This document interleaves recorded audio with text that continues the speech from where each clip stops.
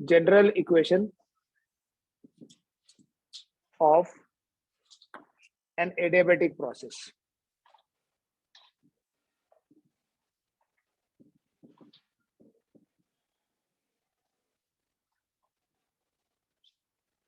किसी adiabatic process को हम इन जनरल कैसे एक्सप्रेस करते हैं? पहले देखो बेटा, मैं ब्रीफली प्रूव कराऊंगा इसको। According to first law of thermodynamics,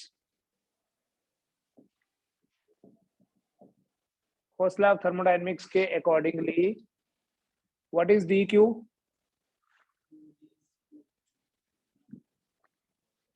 D U plus P D V होता है। लेकिन अगर कोई एडियाबेटिक प्रोसेस है,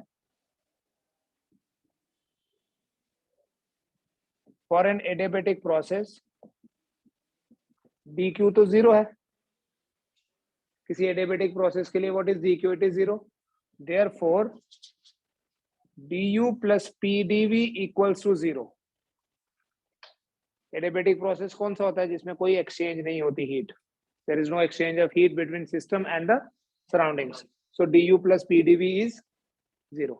बेटा D U plus P D V zero है। कल आपको एक फॉर्मूला बताया था, डायरेक्ट यूज करूंगा यहाँ। It means we can say C V into D T plus P D V equals to zero. ये भी लिख सकते हैं हम, C V into D T plus P D V equals to zero. कैसे? For 1 mole of a gas D U is equal to 1 C V D T. अगर volume को constant रखा है तो सी वी क्या हो गया फिर? ये चीज भी बताई थी कल, ऐसे लिखना, differentiation of U with respect to T. So C V D T plus P D V equals to zero. The ideal gas equation is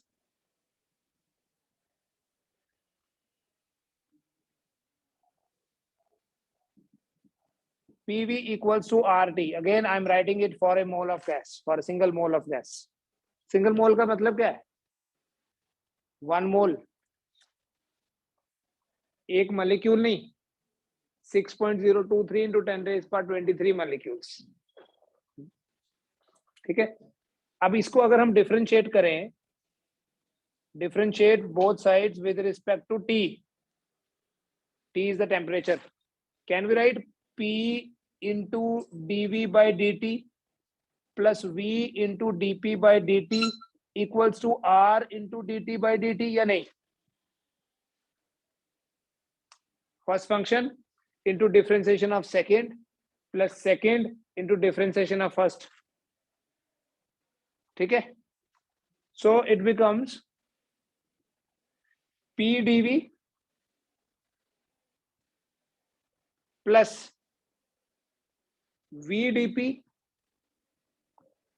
divided by dt equals to R.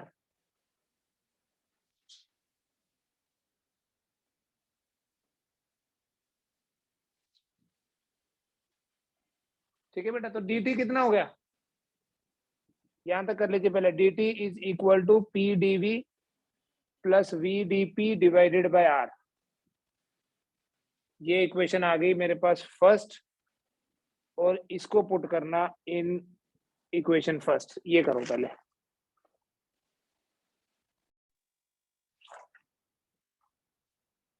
dt क्या हो गया बेटा? P dV प्लस VdP divided by R। ठीक है, देख लिया आपने।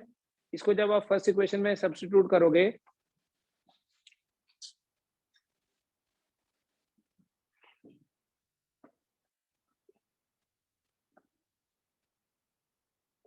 तो ये बन जाएगा बेटा, देयरफॉर CV इंटू dt की जगह क्या लिख लूं? P dV VdP divided by R plus P dV equals to zero. अब देखना, यहां सिर्फ कैलकुलेशन है, नथिंग एल्स। क्या इसको ऐसे भी लिख सकते हैं that CV into P D V, CV into P D V plus CV into VdP, CV into VdP plus ये इधर ले जाओ RP dV divided by R equals to zero. लिख सकते हैं ऐसे,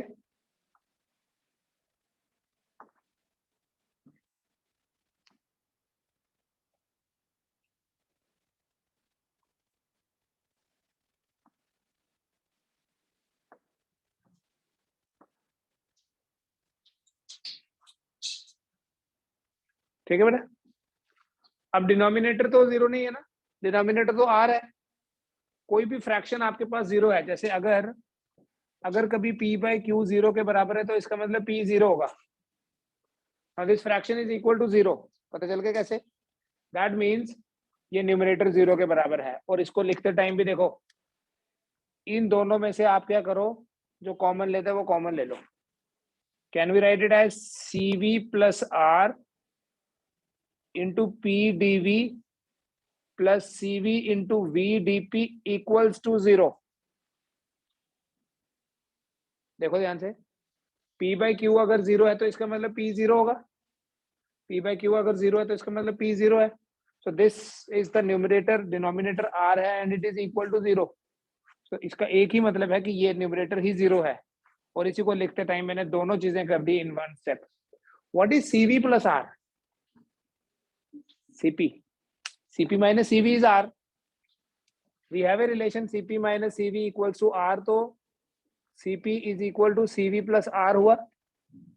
cv plus r is cp, then p dv plus cv into v dp equal to zero.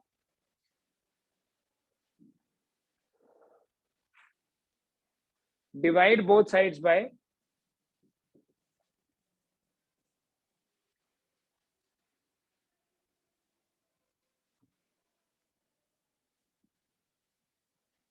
cv into pv। देखो क्या बनता है। ऐसे तो pv भी कर सकते थे, मैंने सिर्फ दोनों चीजें कर दी इन वन को। जब आप इसको डिवाइड करोगे ये बनेगा cp into pdv divided by cv into pv plus cv into vdp divided by cv into pv equal to zero. क्या कैंसिल होगा? एक तरफ से p और एक तरफ से v भी और cv भी।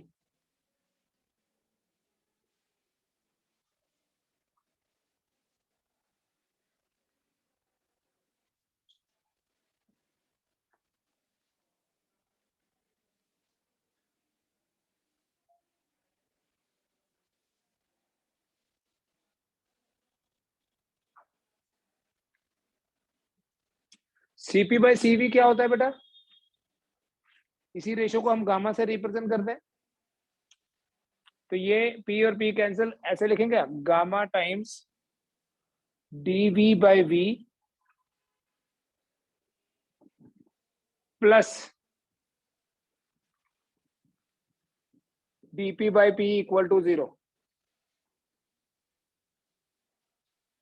लिख सकते हैं, और सिंपली ऐसे लिख दें। पहले वो वाली टर्म लिख लेता हूँ, 1 by p dp plus gamma times 1 by v dv equal to zero. 1 by p dp plus gamma times 1 by v dv equals to zero.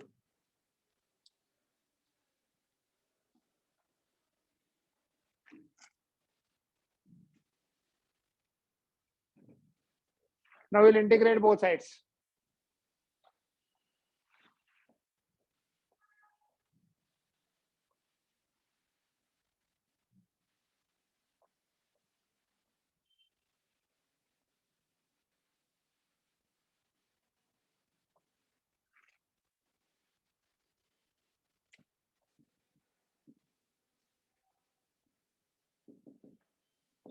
Therefore 1 by p dp, gamma रखो बाहर, कांस्टेंट है, gamma times 1 by v dv equal to integration of zero. What is integration of zero?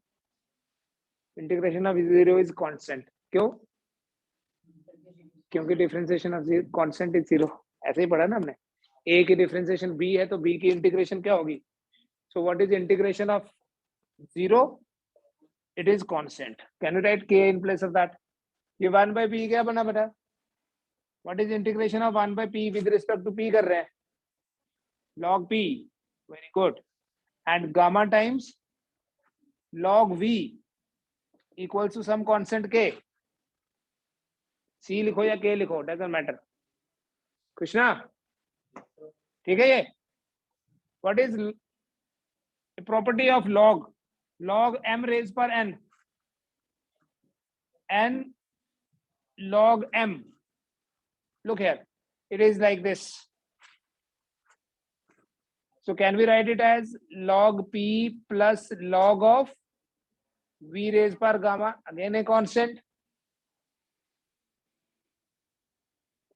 Another formula for log. Log a plus log b is, इसका मतलब it is log p into v raised per gamma, और ये constant है, और जिसका log ही constant है वो खुद भी constant ही होगा.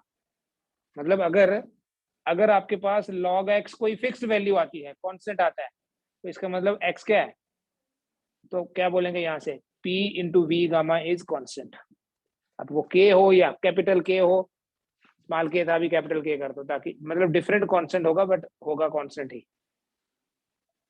यही तो इक्वेशन थी. चेक करो इसको एक बार फिर से, देखो जो पूछना है वो पूछो, इसको देखो पहले स्टार्टिंग से. तो क्या बोलेंगे बेटा? The general equation of an adiabatic process is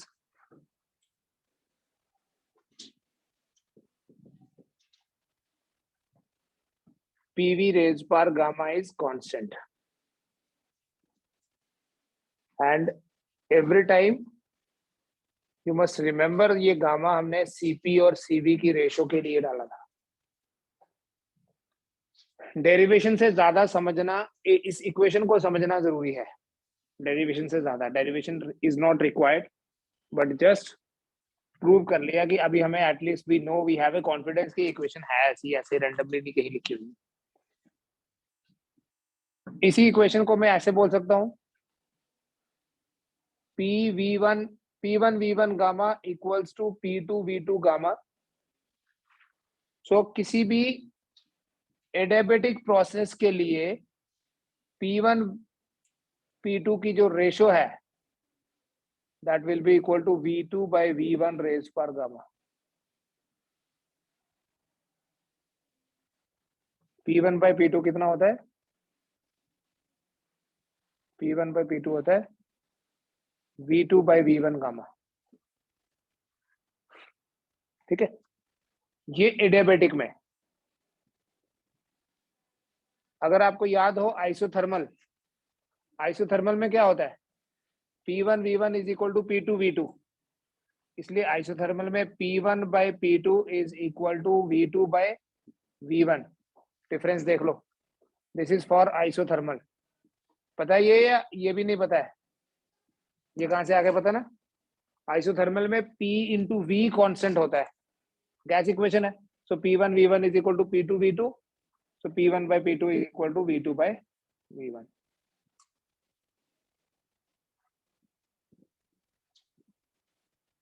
लेकिन इस इक्वेशन को हम और फॉर्मेट में भी एक्सप्रेस कर सकते हैं, एडियाबेटिक इक्वेशन को ही. क्या फॉर्मेट है समझो.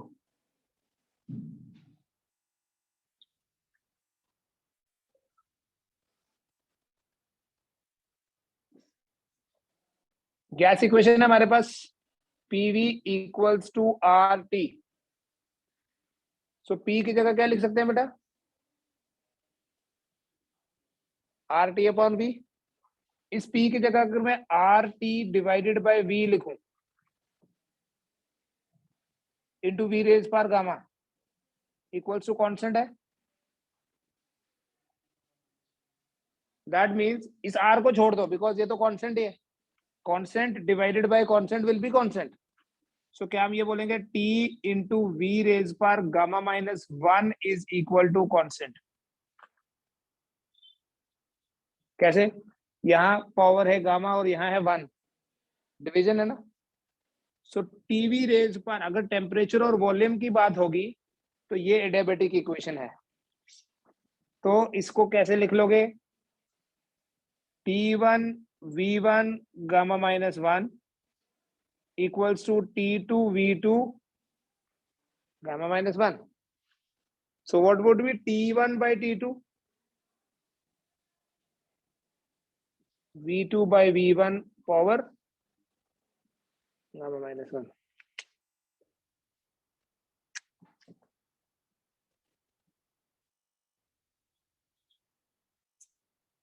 T1 by T2 क्या हुआ? V2 by V1 power gamma minus 1. बेटा ये जो फॉर्मेट था जो हमने प्रूव किया, ये प्रेशर और वॉल्यूम की फॉर्म में है, ये टेम्परेचर और वॉल्यूम की फॉर्म में है। क्या सेम इक्वेशन को हम प्रेशर और टेम्परेचर की फॉर्म में एक्सप्रेस कर सकते हैं? उसके लिए क्या करना, हम इसे यहां से V को हटाएंगे। कैसे? इसी इक्वेशन को देखो, जब आप मैनिपुलेट करोगे V will be equal to R T by P, होगा या नहीं? V कितना हुआ? R T by P. तो इस V की जगह लिखो therefore P into V gamma. V gamma की जगह क्या लिखूं? R T upon P raise पर गामा इक्वल टू कॉन्सेंट के।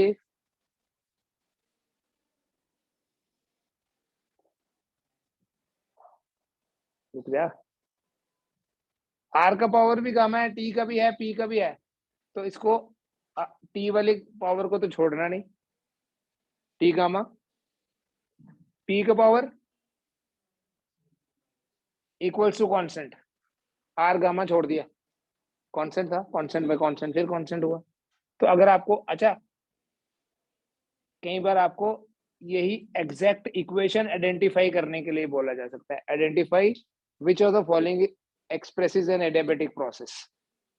तो अगर ये डिफरेंट आपने ये हिट जो एनालिसिस कर रहे हैं ये नहीं किया होगा तो मुश्किल हो जाएगी। फिर याद आपने चाहे एक ही रखनी है, ये मत रखो याद नहीं रहती तो, बट आपको पता होना चाहिए कि इससे ये कैसे बनानी है, इससे ये कैसे बनानी है।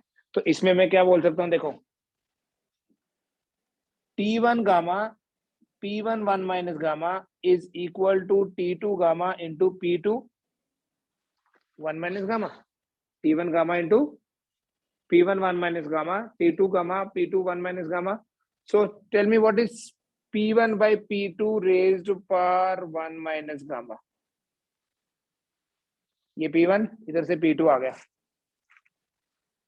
ठीक है, 1 माइनस गामा रही पावर T2 by T1, और पावर क्या होगी? So from here what is P1 by P2?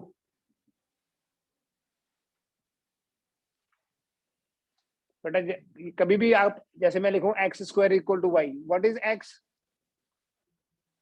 तो डिनोमिनेटर में आ जाएगा ना। तो यहाँ भी T2 by T1, हैरान नहीं होना इसको भी देख के, it will be gamma divided by 1 minus gamma.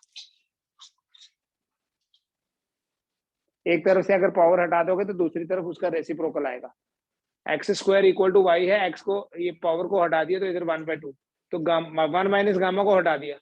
अगर ये ऐसे होता x square equal to y cube, तो क्या लिखते हैं? X equal to y raise power 3/2।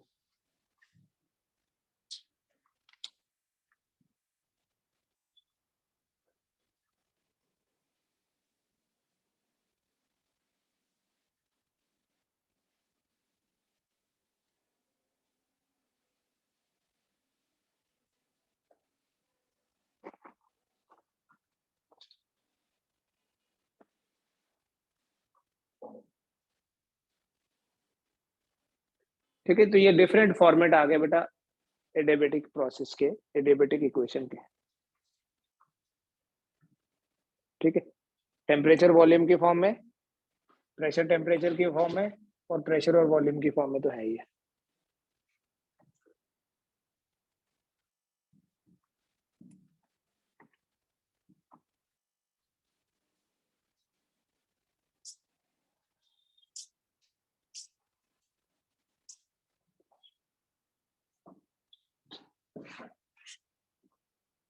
हटाओ।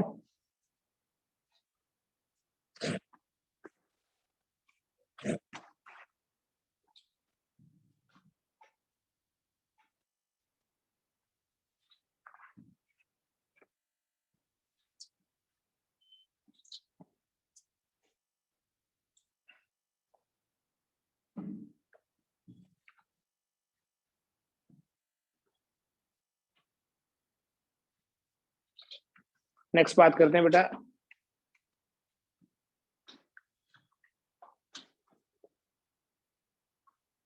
Indicator diagram.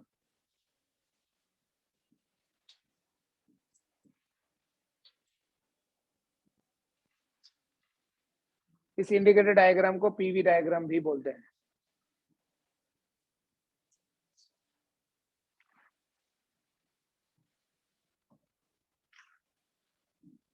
It's a graphical relation between pressure and volume.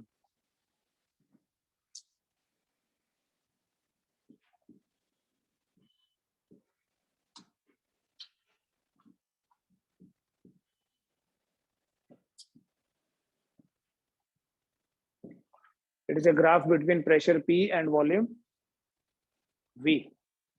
इस ग्राफ को प्लॉट करने के लिए इन जनरल जो प्रेशर है दैट इज टेकन अलोंग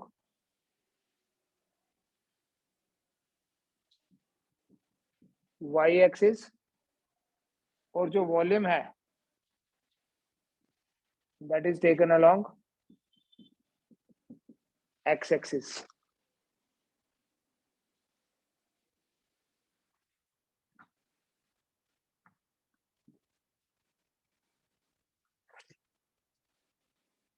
तो हम ग्राफ जब बनाते हैं जनरल ट्रेंड ये है, we take volume along x axis and pressure along y axis.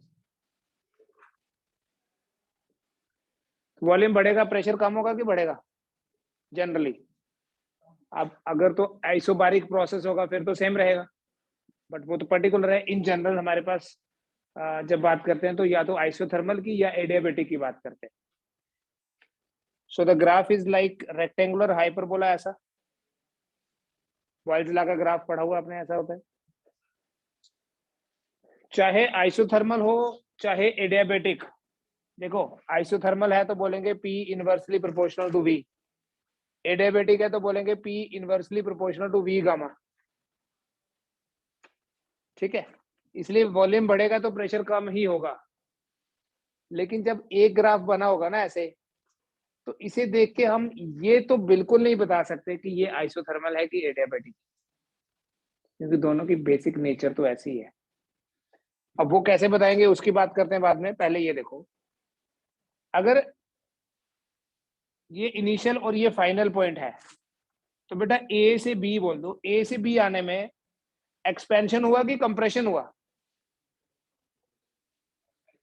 Volume बढ़ रहा है कि कम हो रहा है, पहले ये सोचो। ए से बी आने में वॉल्यूम बढ़ रहा है भैया, वॉल्यूम इस साइड है, प्रेशर कम हो रहा है और वॉल्यूम बढ़ रहा है। So that is why A to B क्या हो रहा है, यहाँ एक्सपेंशन हो रहा है। और अगर मैं ऐसे बनाऊं सेम एक्सिस और everything same, if I make it like this, now tell me, A से B एक्सपेंशन है, B टू A वॉल्यूम कम हो गया। एक्सपेंशन किसके बेसिस पे, या कंप्रेशन, ये जो नाम है किसके बेसिस पे है? वॉल्यूम के बेसिस पे। कंप्रेस करना मतलब वॉल्यूम कम करना। तो ऐसे है ना वॉल्यूम बढ़, ऐसे वॉल्यूम बढ़ रहा था तो ऐसे आएंगे। तो यहाँ पर देखो वॉल्यूम की वैल्यू बड़ी कम है तो ऑब्वियसली प्रेशर ज्यादा है, वर्टिकली प्रेशर है। और इसलिए ये मैंने पर्टिकुलरली लिखा, जनरली लिखता नहीं हूं मैं ये चीजें। ये चीज याद रखना कि अगर वॉल्यूम इधर है तभी बोलेंगे ये एक्सपेंशन है। To take pressure air and volume air तो यही कंप्रेशन बन जाएगा फिर। For a small change in volume, मान लो दिस इज द चेंज, ये और ये चेंज है dV। For a small change in volume let the pressure is constant.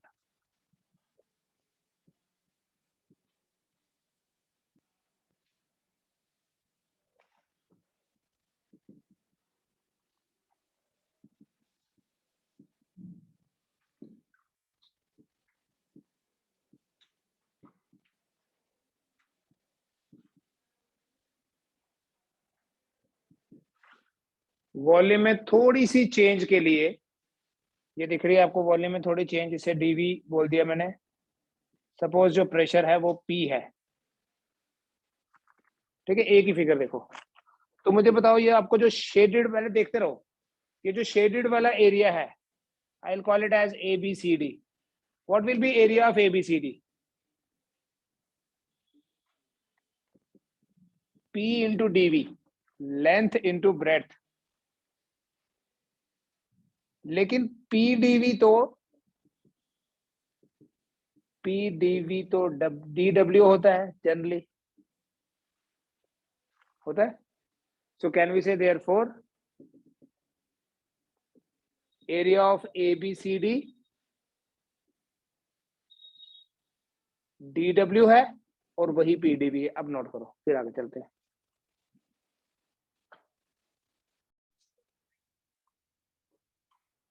बेटा जैसे मैंने ये स्ट्रिप एक यहां कंसीडर करी थी, you can consider it here also. तो बोलेंगे ये स्मॉल चेंज इन वॉल्यूम हुआ, तो ये वाला एरिया, ये प्रेशर इनटू ये वॉल्यूम, तो वो भी वर्क हुआ। You can consider the strip anywhere, in fact everywhere यहाँ स्ट्रिप्स हैं। तो हम ये नहीं बोल सकते कि total area under the graph will be total work done, और ऐसी सारी की सारी स्ट्रिप्स को ऐड करोगे तो टोटल एरिया ही बनेगा। सो कंक्लूजन देखो, total area under the graph equals to total work done. तो ऐसे लिखेंगे इंटीग्रेशन ऑफ डी डब्ल्यू, क्योंकि एरिया हर कहीं है, will be equal to, integration का क्या मतलब होता है? ऐड करना, जोड़ना। तो ये सारे एरिया जोड़ दिए, डी डब्ल्यू का इंटीग्रेशन हो गया, पी डीवी का इंटीग्रेशन। एज्यूम करो कि इनिशियली ए पॉइंट पे वॉल्यूम था V1, बी पॉइंट पे वॉल्यूम हो गया V2, तो वो हमारी इंटीग्रेशन की लिमिट्स बन जाएगी। ये आपने पहले भी करा हुआ है। डी डब्ल्यू की ही जो इंटीग्रेशन है वो W होती है, तो W is equal to integration of P with respect to V from some initial value V1 to some final value V2। दो ग्राफ्स क्यों बनाए थे? एक एक्सपेंशन और एक कंप्रेशन दिखाने के लिए। कॉमन कंक्लूजन बेटा ये है, जो आपने वन शॉट याद रखना है, जिसके बेसिस पे मैं कल क्वेश्चंस कराऊंगा इसमें आपको।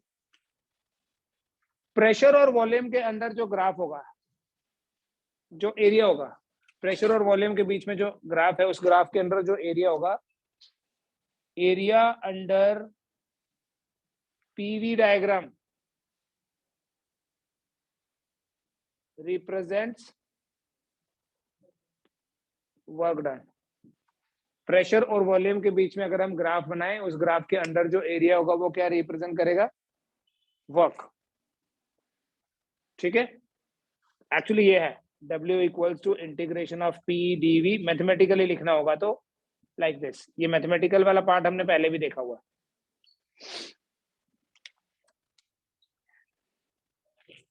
ठीक है, दोनों ग्राफ्स में फर्क देखना बेटा। अभी जब किसी गैस की एक्सपेंशन हो रही है, फाइनल वॉल्यूम बड़ा है इनिशियल वॉल्यूम से, मतलब डीवी पॉजिटिव है। अब जब कंप्रेशन हो रही, सपोज करो यहां से यहां, हम ये तो बोलते हैं कि प्रेशर सेम है, बट इनिशियल ये हो गया और फाइनल ये हो गया, क्योंकि ग्राफ इज लाइक दिस। यहाँ पर प्रोग्रेस कैसे हो रही है? ए से बी, तो एक्सपेंशन हो रहा है, मतलब फाइनल वॉल्यूम हमेशा इनिशियल वॉल्यूम से बड़ा होगा। बट यहाँ क्या हो रहा है? फाइनल वॉल्यूम कम है, इनिशियल वॉल्यूम ज्यादा था, तो यहाँ डीवी नेगेटिव हुआ। कंप्रेशन मतलब चेंज इन वॉल्यूम जो है दैट इज नेगेटिव, एक्सपेंशन मतलब डीवी इज पॉजिटिव। तो डीवी अगर पॉजिटिव होगा तो डीडब्ल्यू भी पॉजिटिव होगा। बेटा ग्राफ देख के आपको आइडिया लग जाएगा कि वर्क पॉजिटिव है कि नेगेटिव। ये तो ठीक है, area under the PV diagram will be work. But अगर एक्सपेंशन होगी किसी गैस की, किसी सिस्टम की, तो एक्सपेंशन में जो वर्क होगा वो पॉजिटिव होगा, और अगर कंप्रेशन हुई गैस की या सिस्टम की, कंप्रेशन हुई तो कंप्रेशन में जो वर्क होगा दैट विल बी नेगेटिव। ये वाला समझ आ गया? हाँ। डीवी क्या होता है? D V final volume minus initial volume. जब एक्सपेंशन होगी तो V F will be greater than V I. Expansion होने का मतलब क्या है? वॉल्यूम बढ़ रहा है और बाद में ज्यादा है, पहले कम था। और कंप्रेशन का क्या मतलब है? कंप्रेशन का मतलब है कि पहले ज्यादा था, बाद में कम हो गया। तो बाद वाला जब कम होगा पहले वाले से तो डिफरेंस नेगेटिव आएगा। बेसिकली जो वर्क का साइन है पॉजिटिव या नेगेटिव यहाँ पर, वो डिपेंड करता है कि whether the volume is increasing और decreasing. If volume is increasing dv is positive, so is w। और अगर वॉल्यूम कम हो रहा है तो dw इज नेगेटिव। ठीक है?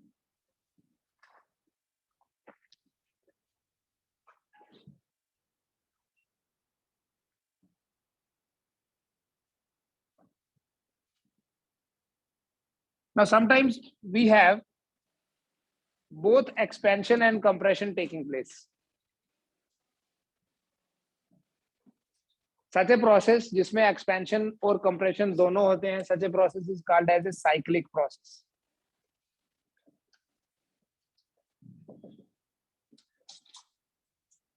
Cyclic process is represented by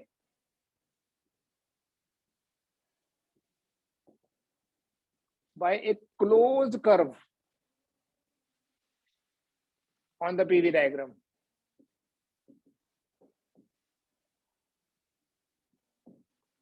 A cyclic process is represented by a closed curve on the PV diagram. Like V P close हो गया like this, या ऐसे बना दो। चलो A से B एक्सपेंशन हुआ, अगर क्लोज कर्व है तो एक्सपेंशन और कंप्रेशन दोनों हो गए, तभी वो बंद होगी। तो A से B हो गया एक्सपेंशन,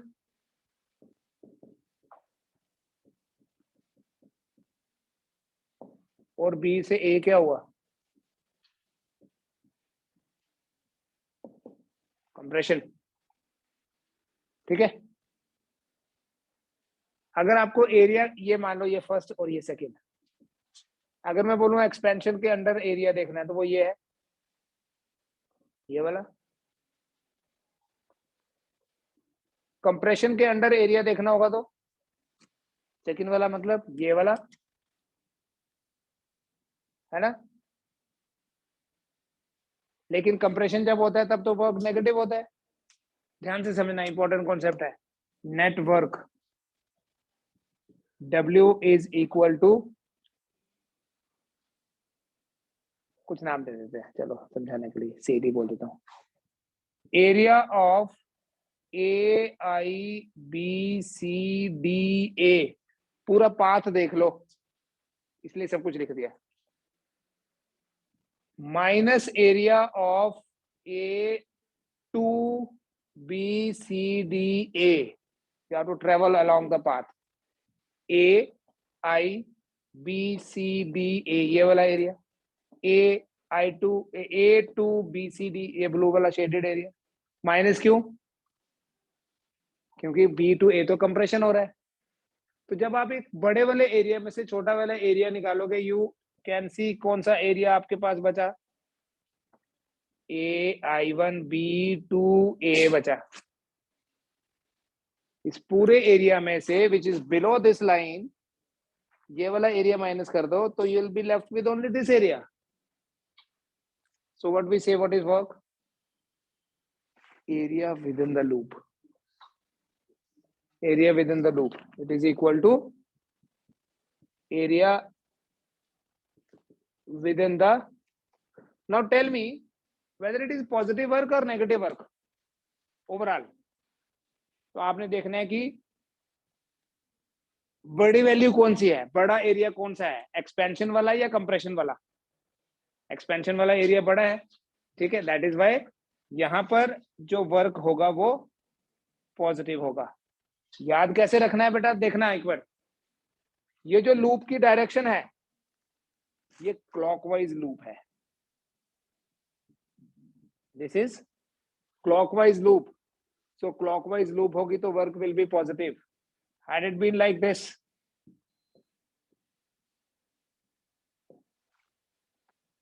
ए बी, अभी 1 और ये 2, अब डिफरेंस देखो क्या है, अभी भी एक्सपेंशन और कंप्रेशन दोनों हो रहे हैं, एक्सपेंशन हुआ,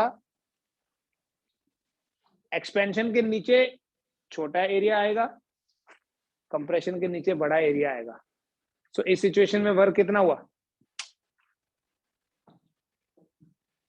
वही हुआ area within the curve, लेकिन देखो जो एक्सपेंशन वाला एरिया है वो छोटा है और जो कंप्रेशन वाला बड़ा है, मतलब जो पॉजिटिव वैल्यू है वो छोटी और जो नेगेटिव है वो बड़ी, तो यहाँ पर आपके पास जो ओवरऑल वर्क आएगा वो नेगेटिव आएगा। इसको पढ़ के आना, तभी क्वेश्चंस होंगे कल। तो डायरेक्टली याद क्या रखोगे, ये जो लूप की डायरेक्शन है ये क्लॉकवाइज है और ये जो लूप है ये एंटी क्लॉकवाइज हो गई। ठीक है, हर बार आपको ये पूरा एनालिसिस नहीं काम आएगा, समटाइम्स आपको ये रिजल्ट याद रखने हैं। एंटी क्लॉकवाइज लूप होगी तो work will B negative, clockwise loop होगी तो वर्क विल बी पॉजिटिव। ठीक है, इसको देखो आज, कल इस पे बेस क्वेश्चंस, और कल हम कंपेयर भी करेंगे कि आइसोथर्मल और एडियाबेटिक को देख के कैसे डिफरेंशिएट कर सकते हैं। नेचर तो दोनों की एक जैसी होगी, बट फिर भी दोनों में कुछ ना कुछ डिफरेंस तो होगा।